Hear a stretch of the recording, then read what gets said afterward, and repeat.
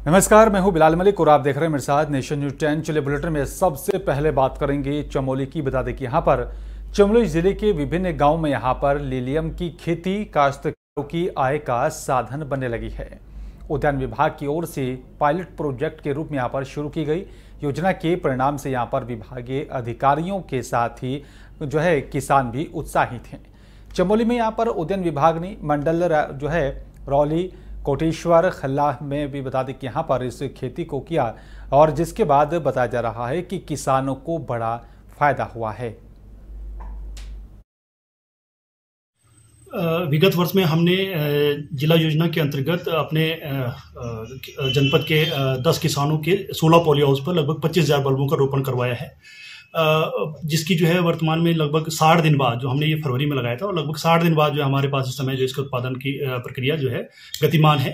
पूर्व में हम इस किसानों को चूंकि मार्केटिंग की अच्छी फैसिलिटी नहीं होती थी, तो इस बार हमने बाईबैक का भी इसमें पूरा सिस्टम रखा हुआ है और फूल यहाँ से हम लोग देहरादून, दिल्ली और हल्द्वानी की मंडियों तक पहुंचाने का हम लोगों का प्रयास। जो हमारी सक्सेस स्टोरी है उसमें सरतौली गांव में एक मेन बिस्ट है और उन्होंने 10 किसानों को और भी जुड़ा हुआ है। 16 पाली हाउस में 25,000 लगभग बल्ब लगाए गए हैं और उनकी फ्लावरिंग शुरू हो गई है। लगभग 1,000 स्टिक उन्होंने बेच भी दी है और उनको एक एश्योर्ड मार्केट भी मिल गया है हल्द्वानी में और देहरादून में, तो जिससे वो काफी उत्साहित हैं और एक सफल परियोजना हमारी बनने जा रही है।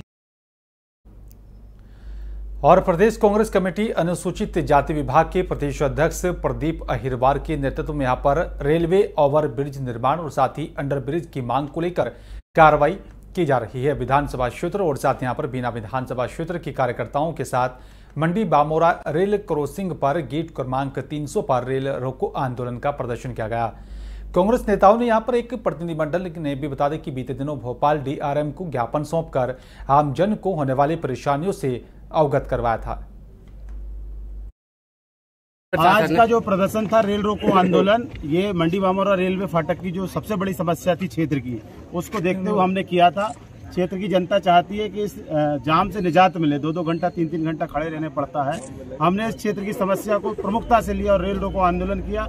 एसडीएम महोदय ने 15 जुलाई का आश्वासन दिया। 15 जुलाई से काम यहाँ पर हो जाएगा, भूमि पूजन हो जाएगा, निर्माण कार्य शुरू हो जाएगा, भूमि पूजन हो जाएगा। और हमारी मांग सिर्फ जनता के हित की मांग है, हमारा इसमें व्यक्तिगत कोई स्वार्थ नहीं है। कांग्रेस पार्टी ने हमेशा जनता की सेवा को आगे रखा और आगे भी हम जनता की सेवा करें। 15 जुलाई केंद्र सरकार और साथ ही राज्य सरकार की उन तमाम योजनाओं को धरातल पर कैसे आगे बढ़ाया जाए, इसको लेकर उत्तराखंड के मुख्यमंत्री पुष्कर सिंह धामी की तरफ से उत्तराखंड के वरिष्ठ अधिकारियों को भी बता दें कि सभी जिलों में जाकर कार्य की समीक्षा करने के निर्देश जारी किए गए हैं। जिसके बाद पूरे उत्तराखंड के जिलों में यहाँ पर वरिष्ठ अधिकारी कार्यों की समीक्षा कर रहे हैं। हरिद्वार जिले में बता दें कि लोक निर्माण, औद्योगिक विकास, खनन और साथ ही आयुष उत्तराखंड शासन के बता दें कि सचिव डॉक्टर पंकज पांडे की तरफ से सभी विभागीय अधिकारियों के साथ कार्यों की समीक्षा की गई है।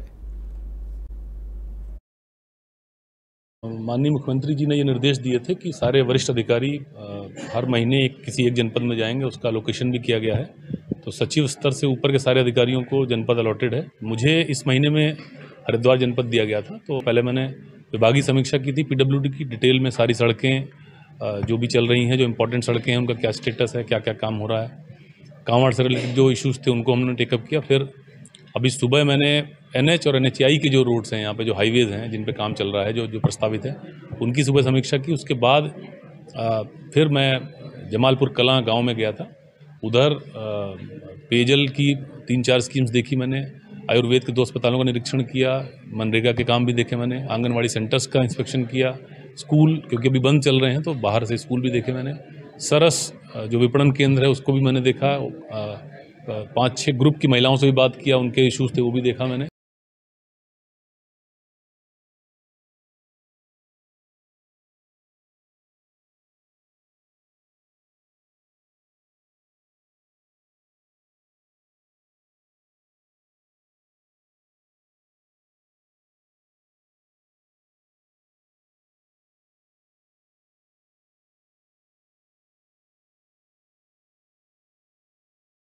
हरिद्वार जनपद दिया गया था, तो पहले मैंने विभागीय समीक्षा की थी पीडब्ल्यूडी की, डिटेल में सारी सड़कें जो भी चल रही हैं, जो इंपॉर्टेंट सड़कें हैं उनका क्या स्टेटस है, क्या क्या काम हो रहा है।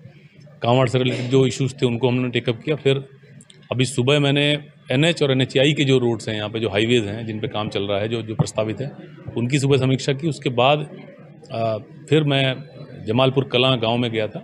उधर पेयजल की 3-4 स्कीम्स देखी मैंने, आयुर्वेद के 2 अस्पतालों का निरीक्षण किया, मनरेगा के काम भी देखे मैंने, आंगनवाड़ी सेंटर्स का इंस्पेक्शन किया, स्कूल क्योंकि अभी बंद चल रहे हैं तो बाहर से स्कूल भी देखे मैंने, सरस जो विपणन केंद्र है उसको भी मैंने देखा, 5-6 ग्रुप की महिलाओं से भी बात किया, उनके इश्यूज थे वो भी देखा मैंने। माननीय मुख्यमंत्री जी ने ये निर्देश दिए थे कि सारे वरिष्ठ अधिकारी हर महीने किसी एक जनपद में जाएंगे, उसका लोकेशन भी किया गया है। तो सचिव स्तर से ऊपर के सारे अधिकारियों को जनपद अलॉटेड है। मुझे इस महीने में हरिद्वार जनपद दिया गया था, तो पहले मैंने विभागीय समीक्षा। और प्रधानमंत्री नरेंद्र मोदी ने मेरा बूथ सबसे मजबूत कार्यक्रम के तहत बीजेपी के 16,000 संगठनात्मक मंडलों साथ ही 10 लाख मतदाता बूथों पर 3 करोड़ कार्यकर्ताओं को वर्चुअली संबोधित किया। इस अवसर पर बता दें कि यहाँ पर IRDT सभागार सर्वे चौक और साथ ही देहरादून में भी यहाँ पर मेरा बूथ सबसे मजबूत वर्चुअल संवाद कार्यक्रम का आयोजन किया गया है, जिसमें राज्य के मुख्यमंत्री पुष्कर सिंह धामी भी शामिल हुए। देश के अंदर जिन लोगों ने 60 वर्षों तक जिनका शासन रहा और आज भी बहुत सारे ऐसे दल जो लगातार देश के अंदर तुष्टीकरण करते रहे हैं, जबकि भारतीय जनता पार्टी के कालखंड में माननीय प्रधानमंत्री जी के समय जो भी योजनाएं आई हैं वो सारी योजनाएं सबके लिए आई हैं। सबका साथ, सबका विकास, सबका विश्वास और सबका प्रयास, इस मंत्र के साथ देश आगे बढ़ा है। और उधर UCC को लेकर उत्तराखंड के मुख्यमंत्री पुष्कर सिंह धामी ने एक बार फिर से साफ कर दिया है कि पूरे देश में सबके लिए एक कानून लागू होना चाहिए। उन्होंने कहा है कि हमने यहाँ पर इसकी शुरुआत की है और जो हमारी UCC की यहाँ पर कमेटी है वो इस पर काम कर रही है। CM धामी ने कहा है कि संविधान की जो मूल भावना है उसी के अंतर्गत इस पर काम हो रहा है। इसी के तहत यहाँ पर इस पर निर्णय होने में और साथ ही यहाँ पर CM धामी ने कहा है कि लंबे समय से देश में सबके लिए एक कानून की मांग चल रही है। जो यूनिफॉर्म सिविल कोड है वो भारत की संविधान की जो मूल भावना है, जो भारत के संविधान में जो प्रावधान है धारा 44 में, उसके अंतर्गत ही जो है उस पर सारे काम होने हैं, उस पर सारे निर्णय होने हैं। और जो हमारी ड्राफ्ट बनाने वाली कमेटी है UCC कमेटी, उस पर काम कर रही है और वो सबके हित में आएगा। एक देश में सबके लिए एक समान कानून होना चाहिए, इसकी मांग लंबे समय से उठती रही है। चलिए बात अगली खबर की करेंगे। आदिपुरुष फिल्म के विरोध जो है वो थमने का नाम नहीं ले रहा है। धर्मनगरी हरिद्वार की साधु संतों ने इकट्ठा होकर शहर कोतवाली में फिल्म निर्माता और साथ ही सेंसर बोर्ड के खिलाफ टिकट देकर मुकदमा दर्ज करने की मांग की। कोतवाली पहुंचे साधु संतों ने यहाँ पर कहा है कि अगर जिन लोगों ने यहाँ पर भगवान राम और साथ ही हनुमान जी का मजाक बनाया है उनके खिलाफ मुकदमा दर्ज नहीं किया गया तो साधु संत समाज की तरफ से वो सब मिलकर आंदोलन भी करेंगे। और तीर्थनगरी हरिद्वार शहर कोतवाली में यहाँ पर साधु संतों ने आदिपुरुष फिल्म के खिलाफ जो है उनके निर्माता और साथ ही फिल्म को पास करने वाले सेंसर बोर्ड के खिलाफ कार्रवाई करने की मांग की है।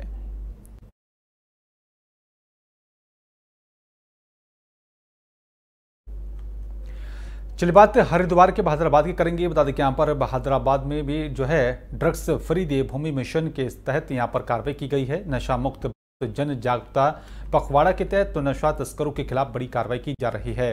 अभियान चलाते हुए जो है बहादुराबाद पुलिस ने स्मैक समेत उत्तर प्रदेश के 2 ड्रग्स डीलर को भी गिरफ्तार किया। आमजन की सूचना पर पुराना पथरी पावर हाउस के पास ये बड़ी कार्रवाई की गई है।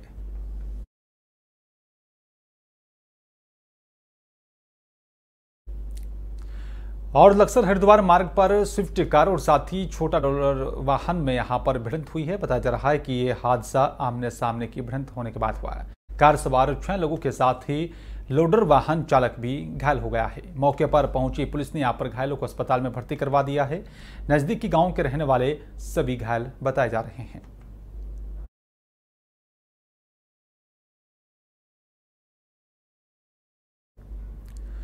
और खानपुर क्षेत्र की कस्बा लंढोरा से यहाँ पर साथियों के साथ घर से गायब हुआ 26 दिन बाद भी युवक का अभी तक कोई पता नहीं चल पाया है।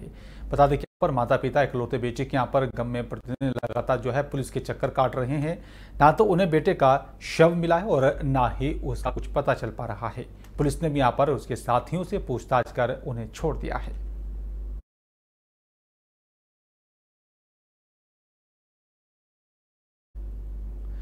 और चलिए बात लक्सर की करेंगे। बता दें यहाँ पर यूनिफॉर्म सिविल कोड को लेकर देश भर में सियासी माहौल भी गर्मा रहा है और जहां तक बात करें तो एक तरफ विपक्षी पार्टियां इसे लेकर हल्ला बोल रही हैं। आमजन और साथ यहाँ पर बुद्धिजीवी वर्ग यूसीसी को लेकर क्या सोचते हैं, ये भी एक बड़ा अहम सवाल है। लेकिन आपको बता दें कि यहाँ पर हरिद्वार देहात लक्सर में कई लोगों से बातचीत की गई। अधिकांश लोगों ने यहाँ पर यूसीसी को देश की आवश्यकता बताया है।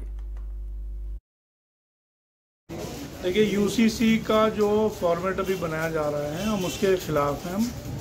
और यूसीसी नहीं होना चाहिए क्योंकि भारत विविधताओं का देश है। यहाँ परंपराएं हैं, बहुत सारे धर्म यहाँ हैं और उन सब के लिए एक समान बात करनी ठीक नहीं है। और विशेष रूप से कि जो लोग इसमें शामिल हैं सारे लोगों की कोई राय नहीं ली गई है और ख़ास तौर से जो है आदिवासी अल्पसंख्यक लोग उन सब की कोई राय नहीं है। मेरे हिसाब से तो ये मुद्दा राजनीतिक हो। क्यों आज 4.5 साल के बाद ही 9.5 साल के बाद ही क्यों आ रहा? रही कानून की बात, कानून अलग बात है। किसी के धर्म में किसी सरकार को नहीं करना चाहिए आपसे। मैं कल वो कुरान की बात है, ये करे कुरान तुम्हारी लिखा हुआ तो वो एक विवाद का विषय है। ये खाली राजनीतिक अच्छा प्राविधान है। सेंट्रल गवर्नमेंट बिल्कुल इसमें थोड़ी देर कर दी लागू करने में। ये अगर लागू कर दिया जाएगा तो इस देश में समान जो एक कानून है वो लागू हो जाएगा, वो सभी के लिए होगा। और खासकर मुस्लिम जो महिला हैं सबसे ज़्यादा फ़ायदा उन्हें होगा इस बात का। ये 3 पूर्व में जो पारित निर्णय है उसके अनुसार उन्हें फ़ायदा हुआ है और वर्तमान में फ़ायदा होगा चाहिए। ये कोई टारगेट नहीं है कि मुसलमानों के विरुद्ध है कार्य, ये संविधान में भी उल्लेखित है और इसलिए इसे लागू कराया जाना चाहिए इससे कई फ़ायदे होंगे लोगों को। ठीक है, इद्दत, दूसरा 3 तलाक का तो हमारे मोदी जी ने करवाई दिया, हलाला ख़त्म हो जाएगा। यूसीसी भी लाना चाहिए, एक देश एक कानून, और इसमें भ्रांतियाँ बिल्कुल नहीं फैलानी चाहिए।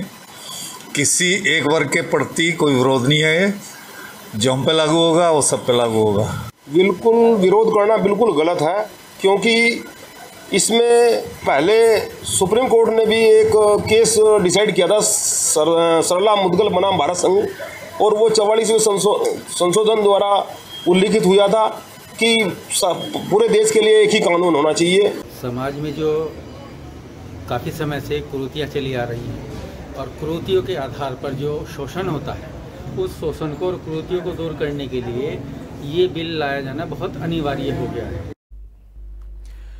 और विधानसभा पिरान कलियर के ग्राम मोहम्मदपुर पांडा में बूथ नंबर 18 पर अभिनव सैनी मंडल उपाध्यक्ष युवा मोर्चा के आवास पर प्रधानमंत्री नरेंद्र मोदी जी पर कार्यक्रम मेरा बूथ सबसे मजबूत का आयोजन किया गया, जिसमें मुख्य अतिथि के रूप में यहाँ पर पहुंचे पूर्व विधानसभा प्रत्याशी मुनीश्वर सैनी का भी कार्यकर्ताओं ने यहाँ पर जोरदार स्वागत किया।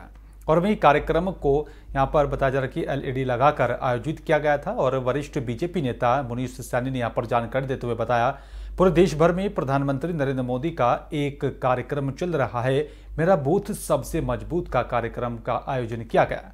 और जो यहाँ पर प्रधानमंत्री नरेंद्र मोदी ने यहाँ पर ऑनलाइन डिजिटल के भी माध्यम से सभी को संबोधित किया है।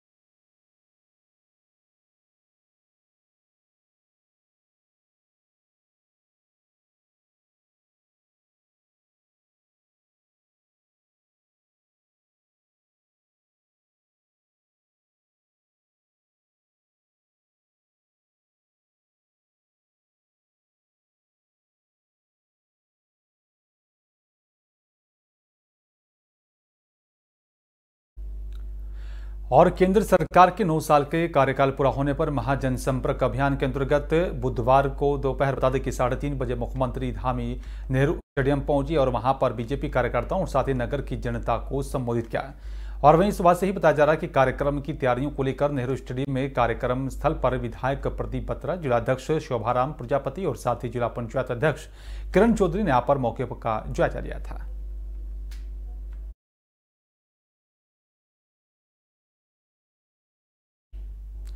और रुड़की के बेलडा ग्राम में दलित समाज के युवक की मौत के मामले में यहां पर बुधवार को अनुसूचित जाति राष्ट्रीय उपाध्यक्ष अरुण हलदार बेलडा ग्राम पहुंचे, जहां पर मृतक युवक के परिजनों से मुलाकात की, पूरे घटनाक्रम की जानकारी ली। आपको बता दें कि 11 जून को बेलडा ग्राम में दलित समाज के युवक की मौत के बाद बड़ा बवाल हुआ था और जिसके बाद बताया जा रहा है कि यहाँ पर पथराव भी हुआ था। उसके बाद यहाँ पर काफी नामचीन लोग भी पहुंचकर पीड़ित परिवार से बातचीत कर रहे हैं। इस लोगों का मन में ऐसा भाव नहीं होता तो मेरे को ना इधर आना होता। तो इसमें देखिए, राजनीतिक पे लेना नहीं चाहिए। मैं तो राजनीतिक मुद्दा में नहीं जाऊंगा किसी भी हालत में, और राजनीतिक रंग लगाने भी नहीं दूंगा।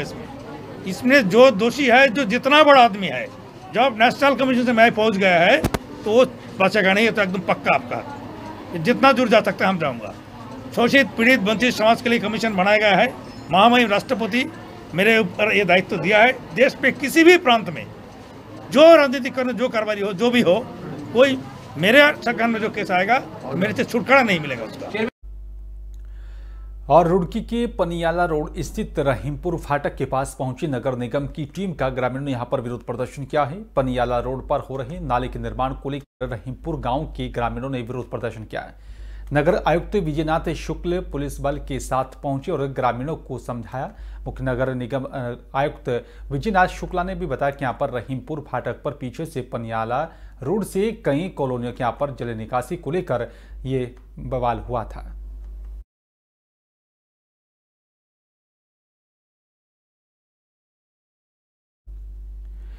और अब टमाटर भी लोगों की थाली से गायब होता हुआ नजर आ रहा है। बता दें कि यहाँ पर टमाटर की कीमत लगातार जो है बढ़ती जा रही है। बाजार में कीमत 70 रुपए प्रति किलो ऊपर पहुंच गई है।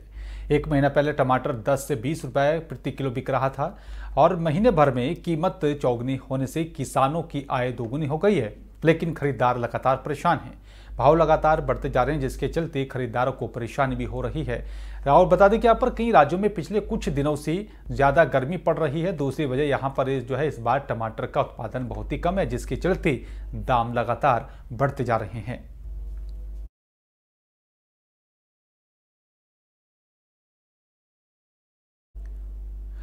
और फिलहाल इस बुलेटिन में मेरे साथ सिर्फ इतना ही। बाकी देश दुनिया के तमाम बड़ी खबरों के लिए आप देखते रहिए नेशन न्यूज़ 10। नमस्कार।